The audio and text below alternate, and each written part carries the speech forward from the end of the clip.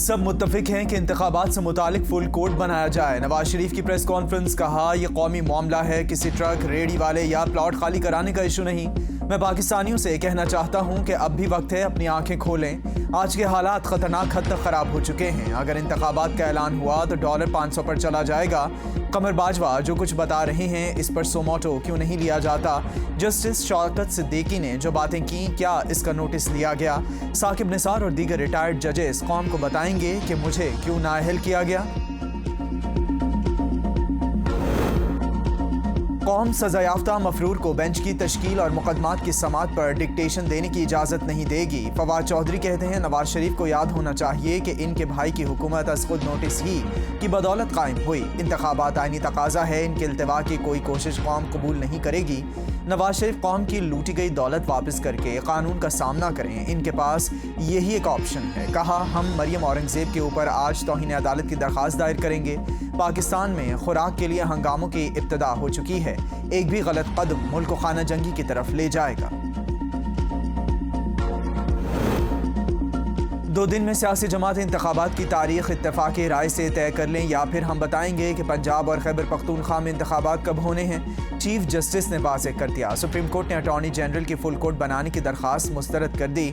Chief justice ने remarks दिए कि 3 दिन तक अदालत ने मुकम्मल समात की, कीमती वक्त गुजर चुका है। मजीद जजेस शामिल करने से वक्त ज़ाया होगा। नए जजेस को केस शुरू सुनने और समझने में वक्त लगेगा। चीफ जस्टिस ने रिमार्क्स दिया कि अदालत मुश्किलात पैदा करने नहीं बैठी। अदालत को ठोस वजह बताएं या डायलॉग शुरू करें। एक फरीक पार्टी चेयरमैन की गारंटी दे रहा है, शायद हुकूमत को भी माजी भुलाना पड़ेगा।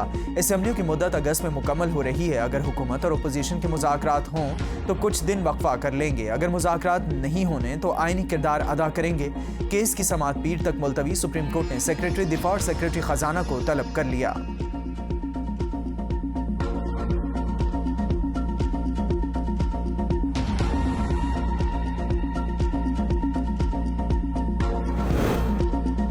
चीफ जस्टिस समात के दौरान जज्बाती हो गए। कहा मेरा भी दिल है, मेरे भी जज्बात हैं। सियासी मामलात सामने आए जिस पर मीडिया और प्रेस कॉन्फ्रेंसेस से तेल डाला गया।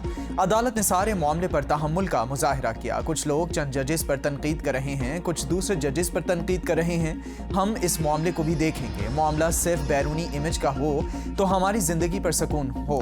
तमाम जजेस को सुनी सुनाई बातों पर निशाना बनाया जा रहा है। अदलिया किस तरह मुतासिर हो रही है कोई नहीं देखता। हम ओहदों पर तैनात लोग किस तरह अदलिया को निशाना बना रहे हैं, हम तो तनकीद का जवाब भी नहीं दे सकते। जस्टिस इकबाल हमीदुर रहमान को इस्तीफे से रोका था। जस्टिस इकबाल हमीदुर रहमान ने कहा मरहूम बाप को क्या मुंह दिखाऊंगा। चीफ जस्टिस को कमरे अदालत में जज्बात से आवाज भराई, जिसके बाद चीफ जस्टिस ने अटॉर्नी जनरल को मुखातिब करके कहा कि केस की बात करें, इधर उधर की बातों से मैं जज्बाती हो गया था।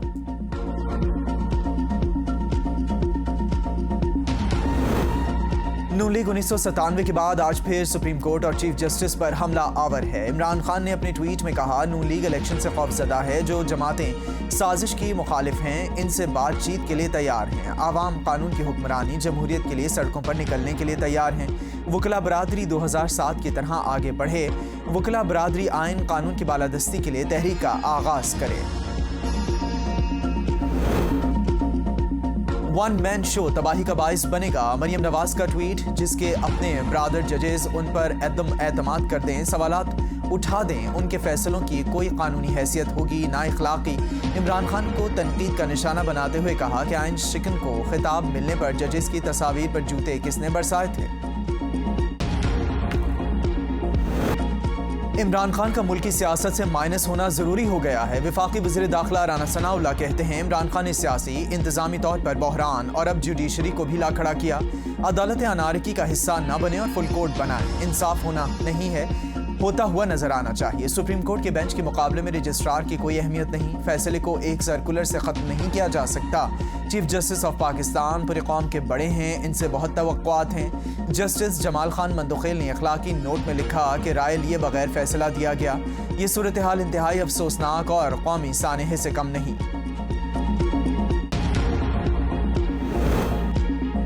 हुकूमत ने सुप्रीम कोर्ट पर बराह रास्त हमला किया है। साबिक स्पीकर कौमी असम्बली असद कैसर ने कहा कि कानून साजी पर बात हो सकती है।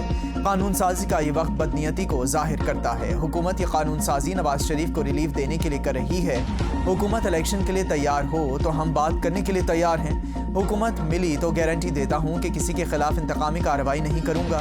इमरान खान ने कहा कि हमला करने वालों को माफ कर दिया।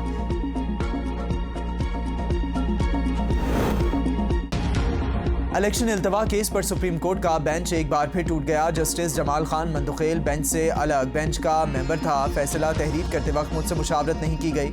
खुद को बेंच के लिए फिट नहीं समझता। दुआ है कि इस केस में जो भी बेंच हो ऐसा फैसला आए जो सबको कबूल हो। अल्लाह हमारे इदारे पर रहम करे। मैं और मेरे साथी तमाम जजेस आइन के पाबंद हैं। हुक्मनामा खुली अदालत में नहीं खुलवाया गया। जस्टिस फाइज ईसा के फैसले का खुली अदालत में जायजा लिया जाए। जस्टिस जमाल खान मंदुखेल का इखलाकी नोट।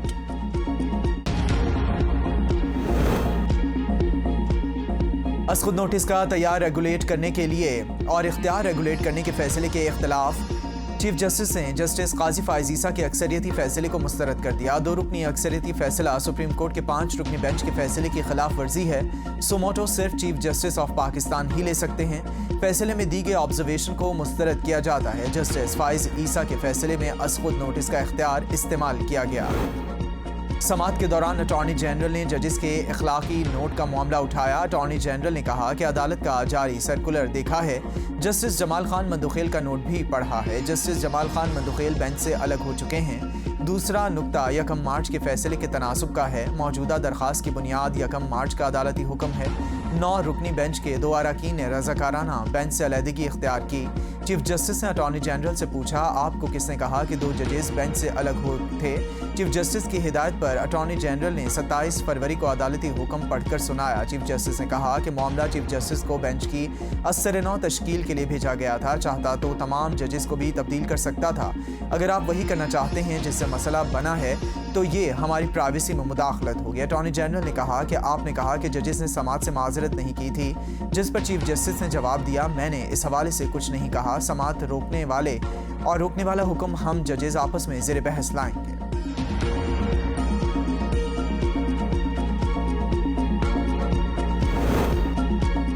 समाअत के दौरान अटॉर्नी जनरल की तरफ से फुल कोर्ट की इस्तदा पर चीफ जस्टिस ने कहा कि अदालती बेंच बनाते वक्त बहुत कुछ जहन में रखना होता है।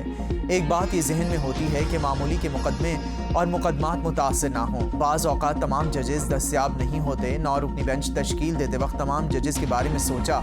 जस्टिस अतर मिनुल्लाह को आइन से हम आहंग पाया। Justice Mansoor Ali Shah, justice Yahya Afridi, justice Munib Akhtar, justice Ijazul Ahsan भी आइन के माहिर हैं। चीफ जस्टिस ने कहा कि आप पूछ सकते हैं जस्टिस मज़ाहिर नकवी क्यों बेंच में शामिल नहीं किए गए। जस्टिस मज़ाहिर अली नकवी को शामिल करना खामोश पैगाम देना था। 2 साल जस्टिस काजी फाइज ईसा का केस चला और अदालत को सज़ा मिली। जस्टिस काजी फाइज ईसा के लिए भी मुकदमा सज़ा ही था। मुझे कहा जा रहा है कि एक और जज को सज़ा दूँ, जाकर पहले इनका शवाहिद का जायजा लूँ। ऑडियो लीक की बुनियाद पर कैसे निशाना बनाया जाए। टैक्स का मामला है तो मुतल्लिका अफसर को कहें ट्रेस करें। टैक्स मामले पर केस जज के ट्रायल करें, जबकि कानून पर बात करें तो मैं बतौर जज सुनूंगा। मेरे जजेस के बारे में बात करेंगे तो मेरा सामना करना पड़ेगा। सुप्रीम कोर्ट में 20 साल के निस्बत बेहतरीन जजेस हैं। जस्टिस आयशा मलिक और जस्टिस शाहिद वहीद के फैसले पढ़ें। जस्टिस शाहिद वहीद ने बेहतरीन इखलाकी नोट लिखा।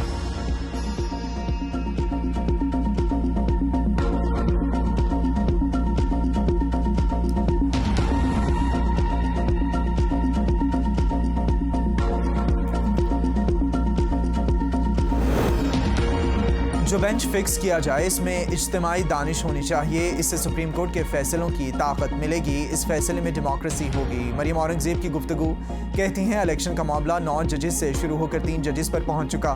जस्टिस एजाजुल एहसन इस केस का हिस्सा नहीं थे तो वो अमल दरामद वाले केस का हिस्सा नहीं बन सकते। उनका कहना था इनफरादी फैसले नजर आ रहे हैं, एक सर्कुलर से फैसले को ख़त्म नहीं किया जा सकता। ये सब इमरान खान की वजह से हो रहा है। इमरान खान आइन शिकन इलेक्शन नहीं, मुल्क में फसाद चाहता है।